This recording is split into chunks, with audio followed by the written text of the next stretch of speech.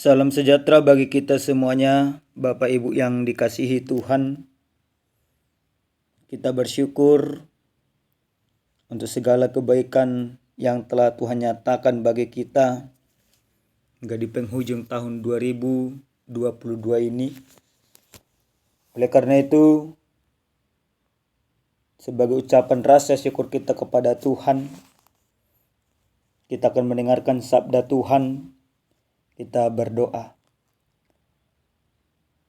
Terpuji dan termulia nama-Mu ya Tuhan Allah Bapa kami, Allah yang senantiasa mengasihi kehidupan kami hingga pada saat ini. Tuhan, saat ini kami akan mendengarkan sabda Tuhan. Biarlah kiranya sabda-Mu semakin mengikat dan mengarahkan kami untuk mengerti segala kehendak-Mu dalam hidup kami. Terima kasih Bapa, dalam nama Yesus kami berdoa. Amin. Bapak Ibu yang dikasihi oleh Tuhan kita Yesus Kristus, adapun kebenaran firman Tuhan yang menyapa kita pada saat ini tertulis dalam kitab Roma pasal 11 ayat 33 sampai 36, demikian firman Tuhan. Oh, alangkah dalamnya kekayaan, hikmat dan pengetahuan Allah. Sungguh tak terselidiki keputusan-keputusannya, dan sungguh tak terselami jalan-jalannya. Sebab siapakah yang mengetahui pikiran Tuhan? Atau siapakah yang pernah menjadi penasihatnya? Atau siapakah yang pernah memberikan sesuatu kepadanya, sehingga ia harus menggantikannya? Sebab segala sesuatu adalah dari Dia, dan oleh Dia, dan kepada Dia. Bagi Dialah kemuliaan sampai selama-lamanya. Demikian firman Tuhan. Bapak Ibu yang dikasihi oleh Tuhan, kami kembali mengucapkan kepada kita selamat Natal dan selamat mempersiapkan diri untuk memasuki tahun 2023 yang tentu tak seorang pun kita mengetahui akan apa yang terjadi. Jemaat yang dikasihi Tuhan, ketika kita menginjakkan kaki tahun 2022 di awal pada bulan Januari, tentu setiap orang punya rencana, punya rancangan, punya tujuan masing-masing. Bahkan setiap orang dari kita tentu pasti berdoa, semoga tahun 2022 penuh dengan berkat, penuh dengan sukacita, dan apa yang kita inginkan supaya Tuhan kabulkan. Itu doa setiap orang. Itu pengharapan setiap orang yang beriman. Tetapi Bapak Ibu yang dikasihi Tuhan, apa yang terjadi di dalam kehidupan kita? Apa yang sudah kita dapatkan? Dan apakah doa yang kita sampaikan kepada Tuhan dengan segala keinginan yang kita mintakan sudahkah terjadi? Tentu di antara kita ada mengatakannya, dan tentu kita juga ada yang mengatakan tidak. Nah, Bapak Ibu yang dikasihi Tuhan, sering sekali kehidupan kita, apa yang kita mintakan, apa yang kita doakan, ketika itu tidak terjadi, ketika itu tidak tercapai, ketika apa yang kita tuju tidak kesampaian, maka kita sering sekali beranggapan bahwa Tuhan tidak mengasihi kita. Kita sering sekali beranggapan bahwa Tuhan tidak peduli dengan kita. Bahkan kita sering sekali beranggapan menjadi kecewa kepada Tuhan. Tapi ketika apa yang kita inginkan, apa yang kita doakan semuanya tercapai, kita akan berkata, oh alangkah baiknya Tuhan. Nah, Bapak Ibu yang dikasih oleh Tuhan, dalam kebenaran firman Tuhan yang menyapa kita pada saat ini, Paulus menyampaikan sebuah pujian atau yang sering sekali disebut sebagai doa doksologi, yang dimana Paulus menyampaikan sesuatu kekaguman yang luar biasa yang dia sampaikan kepada Allah. Kenapa Paulus bisa melakukan semuanya itu? Karena dia mengerti akan segala rancangan yang Tuhan rancang di dalam kehidupannya. Doa doksologi yang disampaikan oleh Paulus dalam perikop kita ini adalah sebuah doa puji-pujian kepada Allah. Apakah yang diinginkan oleh Paulus semuanya tercapai? Tentu tidak. Apakah yang diharapkan oleh Paulus semuanya terlaksana? Tentu tidak. Boleh kita lihat bahwa Paulus mempunyai kerinduan untuk sampai ke kota Roma dalam keadaan baik. Faktanya, dia tidak pernah sampai ke kota Roma dalam keadaan baik. Tetapi dia sampai ke kota Roma dalam keadaan sebagai tahanan, sebagai orang yang terhukum. Tapi apakah ketika semuanya itu yang terjadi dalam diri Paulus, dia mengatakan Allah gagal? Atau dia katakan dia gagal? Tentu tidak. Tapi justru Paulus tetap menyampaikan doa doksologinya kepada Tuhan. Karena dia percaya akan kebaikan Tuhan, akan kemuliaan Tuhan. Dan dia senantiasa memuji dan mempermuliakan Tuhan. Apa yang disampaikan dalam perikop ini? Paulus katakan, oh alangkah dalamnya kekayaan. Oh alangkah indahnya hikmat Tuhan. Oh alangkah luar biasanya pengetahuan Allah. Paulus menyadari, Paulus memahami bahwa Allah itu tidak terpahami dengan baik. Allah itu tidak bisa terselami. Allah itu tidak bisa terjangkau dengan baik. Karena apa? Karena Allah itu adalah Allah yang begitu luar biasa, Allah yang begitu besar. Otak kita, hati kita, kehidupan kita tidak mampu memahami Allah secara utuh. Tapi Allah tentu mampu memahami kita secara utuh.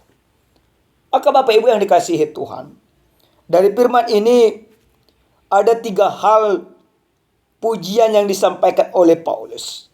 Yang pertama dia katakan, oh alangkah dalamnya kekayaan. Bagaimana Paulus mengetahui bahwa kekayaan Allah begitu luar biasa? Paulus mengetahui bahwa kekayaan Allah itu tidak terselami. Kekayaan itu bukanlah emas, bukanlah perak, bukanlah harta dunia. Tetapi kekayaan yang Allah miliki adalah bagaimana kasih-Nya yang begitu luar biasa, yang begitu melimpah di dalam kehidupan, yang menjangkau setiap kehidupan orang-orang yang ada di dunia ini.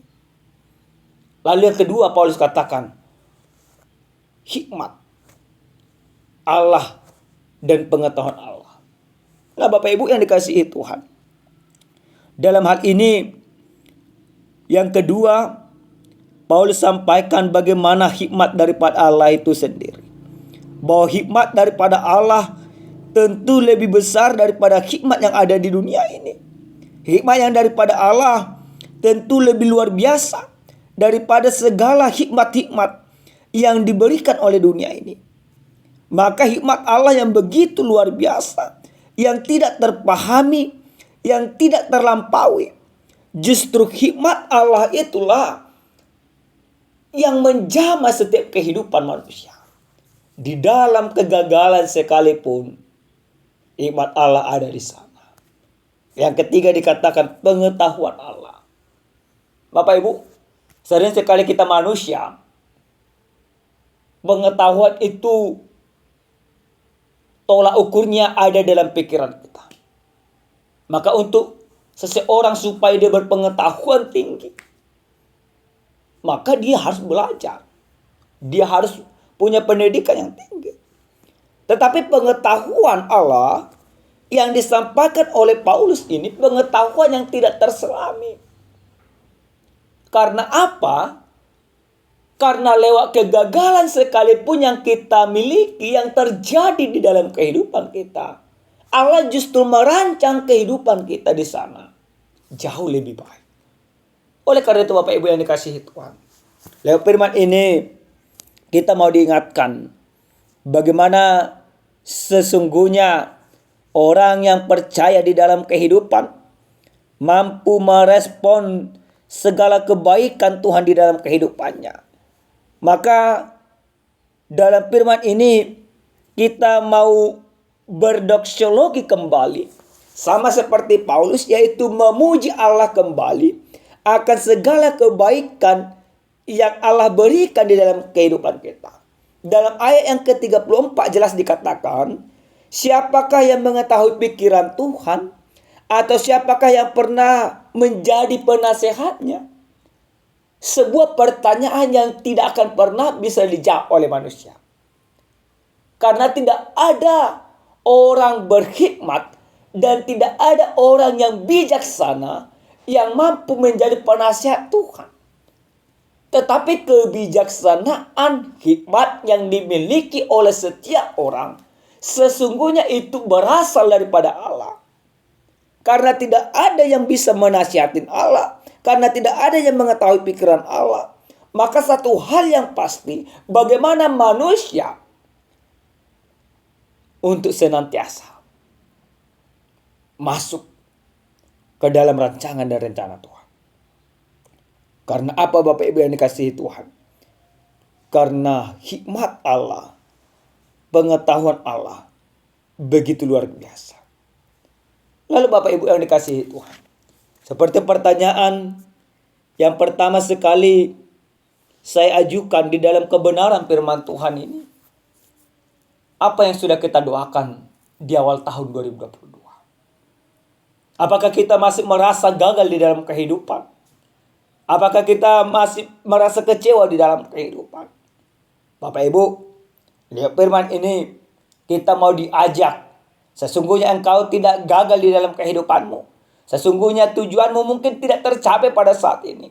Tetapi yakin dan percayalah bahwa apa yang terjadi di dalam kehidupanmu, apa yang kau terima di dalam kehidupanmu, apa yang terlaksana di dalam kehidupanmu, itu jauh lebih baik di dalam hidupmu.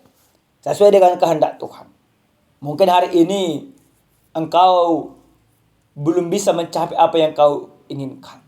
Tapi ingatlah, justru dengan demikian Allah mau mengajak engkau supaya engkau senantiasa setia dan sungguh-sungguh tetap percaya kepada Tuhan. Jangan jadikan kegagalan, jangan jadikan sesuatu yang bertentangan dari apa yang kau inginkan tidak tercapai menjadi alasanmu untuk menjauh daripada Tuhan. Tapi justru Bapak Ibu yang dikasihi Tuhan, justru itu mengajak engkau untuk setia kepada Tuhan. Maka yang pertama yang harus engkau katakan di dalam kehidupanmu, aku tidak gagal. Tuhan tidak gagal. Tapi katakan dalam kehidupanmu, yang terjadi dalam hidupku, yang terjadi di dalam pekerjaanku, yang terjadi di tengah-tengah rumah tanggaku adalah rancangan Tuhan. Yang kedua, mari katakan masing-masing pribadi pas pribadi di akhir tahun 2022 ini. Katakan, aku tetap setia kepada Tuhan sekalipun yang kuinginkan belum tercapai. Aku tetap percaya kepada Tuhan walaupun beban di dalam kehidupanku berat. Dan yang ketiga Bapak Ibu yang dikasihi Tuhan, katakan masing-masing di dalam kehidupan kita bahwa tahun 2023 yang sudah di ambang pintu aku akan tetap berjalan bersama dengan Tuhan. Maka jangan lagi engkau bermimpi untuk tahun 2023 engkau mempunyai pangkat yang tinggi, engkau punya jabatan yang luar biasa. Tetapi mimpikanlah bahwa di dalam segala kehidupanmu, di dalam segala rumah tanggamu, di dalam segala pekerjaanmu, engkau katakan, aku tetap bersama dengan Tuhan. Karena yang terpenting dalam kehidupan bukan jabatan, bukan kehormatan, bukan kekayaan. Tetapi yang terpenting, bagaimana engkau tetap bersama dengan Tuhan. Bagaimana engkau tetap mempermuliakan Tuhan dalam kehidupan. Dalam derita dan dalam suka sekalipun. Yang terakhir Bapak Ibu yang dikasihi Tuhan. Dalam ayat yang ke-36. Dikatakan dalam kebenaran firman Tuhan ini. Sebab segala sesuatu adalah dari Dia. Dan oleh Dia. Dan kepada Dia. Bagi Dialah kemuliaan sampai selama-lamanya. Ini menjadi sebuah kesadaran bagi kita. Segala sesuatu yang ada, yang kita miliki dan yang akan ada, itu bersumber daripada Allah. Karena Allah adalah sumber daripada segala sesuatunya. Maka yang harus kita lakukan dalam kehidupan untuk memasuki tahun 2023, yaitu berserah sepenuhnya kepada Tuhan. Katakan dalam kehidupanmu, katakan di dalam dirimu masing-masing, engkaulah yang memiliki hidupku. Engkaulah ya Tuhan yang memiliki pekerjaanku. Dan engkaulah ya Tuhan yang memiliki rumah tanggaku. Oleh karena itu Bapak Ibu yang Tuhan kasihi, lewat firman ini kita mau diingatkan bagaimana setiap orang yang percaya senantiasa mempermuliakan Tuhan. Senantiasa menaruh hormat kepada Tuhan. Senantiasa menyembah dan memberikan persembahan hanya kepada Tuhan. Amin. Kita bersatu dalam doa. Terima kasih ya Tuhan kami, Tuhan yang maha baik untuk segala kebaikan dan rancangan Tuhan. Kami sudah mendengarkan kebenaran firman Tuhan. Sebagai khotbah kami, renungan kami yang mengingatkan kami di akhir tahun 2022 ini. Kami percaya mungkin tahun 2022 ada banyak kegagalan. Ada banyak hal yang tidak kami inginkan terjadi. Dan ada banyak rencana kami yang tidak terlaksana. Tapi kami percaya. Kami ada hingga pada saat ini. Itu menunjukkan bahwa Allah itu ada beserta dengan kami. Itu menunjukkan bahwa Allah itu senantiasa setia kepada kami. Itu menunjukkan bahwa kami akan tetap beriman hanya kepada Tuhan. Terima kasih Bapa. Dalam nama Yesus kami berdoa dan bersyukur. Amin.